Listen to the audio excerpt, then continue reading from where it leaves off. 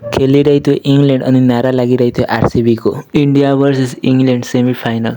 यो सेमिफाइनल एकदम खतरा रहेथ्यो। पहिला इन्डियाले ब्याटिङ गरी अनि पहाड जस्तो 254 रनको टार्गेट दियो सेमिफाइनलमा। इङ्ल्यान्डको सुरुवात कुनै खासै भएन, फिल साल्टको चाँडै विकेट खसिहाल्यो अनि धेरै चाँडो विकेट खस्यो। जस बटलरले धेरै ट्राई गर्नुभयो तर उहाँले आफ्नो विकेट पनि बचाउन सक्नु भएन। जहाँ एकतर्फ इङ्ल्यान्डको विकेट खसिरहेथ्यो त्यहाँ अर्कोतर्फ एउटा 22 वर्षको युवा केटा एक्लै लडिरहेथ्यो इङ्ल्यान्डको लागि। अनि त्यसको साथ दिन आयो विल ज्याक्स।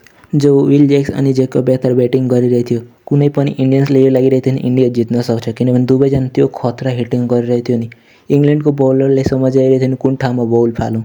त्यसपछि केही छिनपछि विल ज्याक्स आउट भइहाल्यो तर जेकब बेथर लास्ट ओभरसम्म गयो। लास्टमा विकेट गइसक्यो तर जुन खतरा लेभलको त्यो हिटिङ गरिरहेथ्यो नि भाइ, वरुण चक्रवर्तीको 17को इकोनोमी पुगाइदियो।